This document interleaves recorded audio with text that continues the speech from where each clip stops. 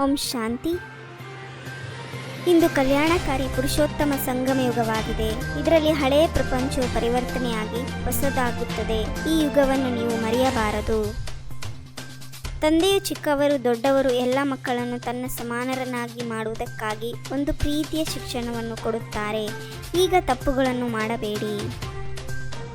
ತಂದೆಯು ಮಕ್ಕಳಿಗೆ ಎಂದೂ ದುಃಖ ಕೊಡುವುದಿಲ್ಲ. ನಿಮಗೆ ಆದೇಶ ನೀಡುತ್ತಾರೆ, ಮಕ್ಕಳೇ ನನ್ನೊಬ್ಬನನ್ನೇ ನೆನಪು ಮಾಡಿ ಯೋಗಿಗಳಾಗಿ, ಆಗ ವಿಕರ್ಮ ವಿನಾಶವಾಗಿ ಬಿಡುತ್ತದೆ. ಭೋಗಿಗಳಲ್ಲಿಯೂ ಅನೇಕ ಪ್ರಕಾರದವರಿರುತ್ತಾರೆ, ಯೋಗಿಗಳಲ್ಲಿಯೂ ಅನೇಕ ಪ್ರಕಾರದವರು ಇರುತ್ತಾರೆ. ಅವರ ಸನ್ಯಾಸವೇ ಬೇರೆಯಾಗಿದೆ, ನಿಮ್ಮ ಸನ್ಯಾಸವೇ ಬೇರೆಯಾಗಿದೆ. ನೀವು ಮಕ್ಕಳು ಸಹ ಕೆಲವೊಮ್ಮೆ ಮರೆತು ಹೋಗುತ್ತೀರಿ. ಪುರುಷೋತ್ತಮ ಶಬ್ದವನ್ನು ಬರೆಯುವುದರಿಂದ ಈ ಪುರುಷೋತ್ತಮ ಯುಗವೇ ಕಲ್ಯಾಣಕಾರಿ ಯುಗವಾಗಿದೆ ಎಂದು ತಿಳಿಯುತ್ತಾರೆ. ಎಲ್ಲರ ಪಾತ್ರವು ಈ ಡ್ರಾಮಾದಲ್ಲಿದೆ. ಚಕ್ರವನ್ನು ಸಹ ಸಿದ್ಧ ಮಾಡಬೇಕಾಗಿದೆ. ಪ್ರತಿಯೊಬ್ಬರು ತಮ್ಮ ತಮ್ಮ ಧರ್ಮಸ್ಥಾಪನೆ ಮಾಡುತ್ತಾರೆ. ಈ ದೇವತಾ ಧರ್ಮವನ್ನು ತಂದೆ ವಿನಃ ಯಾರೂ ಸ್ಥಾಪನೆ ಮಾಡಲು ಸಾಧ್ಯವಿಲ್ಲ. ತಂದೆಯು ರಚಯಿತ ಬೀಜರೂಪನಾಗಿದ್ದಾರೆ. ಬೀಜಕ್ಕೆ ವೃಕ್ಷಪತಿ ಎಂದು ಹೇಳಲಾಗುತ್ತದೆ. ಅದು ಜಡವೃಕ್ಷ, ಇದು ಚೈತನ್ಯವಾಗಿದೆ. ಮನುಷ್ಯ ವೃಕ್ಷದ ಜ್ಞಾನವನ್ನು ಒಬ್ಬ ತಂದೆಯೇ ಕೊಡುತ್ತಾರೆ. ಈಗ ನೀವು ಈ ಬೇಹದ್ದಿನ ವೃಕ್ಷವನ್ನು ತಿಳಿದುಕೊಂಡಿದ್ದೀರಿ. ಈ ವೃಕ್ಷಕ್ಕೆ ಎಷ್ಟು ದೊಡ್ಡ ಆಕಾಶವು ಸಿಕ್ಕಿದೆ. ದೇವತೆಗಳು ಉಪ್ಪಿನ ಭೂಮಿಯ ಮೇಲಿರುವುದಿಲ್ಲ. ಎಲ್ಲಿ ಸಿಹಿನೀರಿನ ನದಿಗಳು ಹರಿಯುತ್ತದೆಯೋ ಅಲ್ಲಿ ದೇವತೆಗಳಿದ್ದರು. ಹೊಸ ವೃಕ್ಷವು ಬಹಳ ಚಿಕ್ಕದಾಗಿರುತ್ತದೆ. ಬುಡದಲ್ಲಿ ಮೊದಲು ಒಂದೇ ಧರ್ಮವಿತ್ತು. ಕಾಂಡದಿಂದ ಚಿಕ್ಕ ಚಿಕ್ಕ ರೆಂಬೆ ಕೊಂಬೆಗಳು ಹೊರಡುತ್ತವೆ.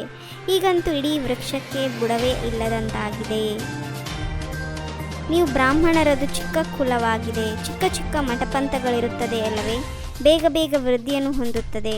ಅದರಲ್ಲಿ ವಿಕಾರಕ್ಕೆ ಯಾವುದೇ ನಿಷೇಧವಿಲ್ಲ. ಇಲ್ಲಿ ಕಾಮ ಮಹಾಶತ್ರುವಾಗಿದೆ.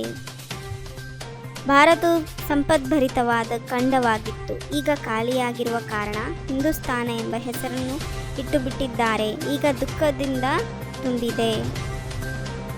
ತಂದೆಯನ್ನೇ ಅರಿತುಕೊಳ್ಳದಿದ್ದರೆ ಯಾವುದೇ ರಹಸ್ಯವು ಬುದ್ಧಿಯಲ್ಲಿ ಬರುವುದೇ ಇಲ್ಲ. ತಂದೆಯೊಂದಿಗೆ ಯಾವುದೇ ಪ್ರಶ್ನೆಯನ್ನು ಕೇಳುವ ಅವಶ್ಯಕತೆ ಇಲ್ಲ, ಏಕೆಂದರೆ ತಂದೆಯು ಪತಿತ ಪಾವನನಾಗಿದ್ದಾರೆ. ನೆನಪಿನ ಯಾತ್ರೆಯಲ್ಲಿಯೇ ವಿಘ್ನಗಳು ಬರುತ್ತವೆ. ಅರ್ಧಕಲ್ಪ ದೇಹಾಭಿಮಾನದಲ್ಲಿದ್ದೀರಿ. ಈಗ ಒಂದು ಜನ್ಮ ದೇಹಿ ಅಭಿಮಾನಿಯಾಗುವುದರಲ್ಲಿಯೇ ಪರಿಶ್ರಮವಿದೆ.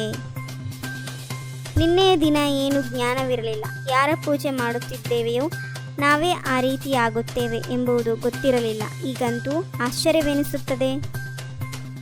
ತಂದೆಯನ್ನು ನೆನಪು ಮಾಡಿ, ದೈವಿ ಗುಣಗಳನ್ನು ಧಾರಣೆ ಮಾಡಿ, ಆಹಾರ ಪದಾರ್ಥಗಳ ವ್ರತವನ್ನಿಡಿ. ಮಾಡುವುದಿಲ್ಲವೆಂದರೆ ಒಂದಲ್ಲ ಒಂದು ತಪ್ಪುಗಳು ಆಗುತ್ತಿರುತ್ತವೆ. ಪವಿತ್ರರಾಗುವುದರಲ್ಲಿ ಮಹಾವೀರರಾಗಬೇಕು.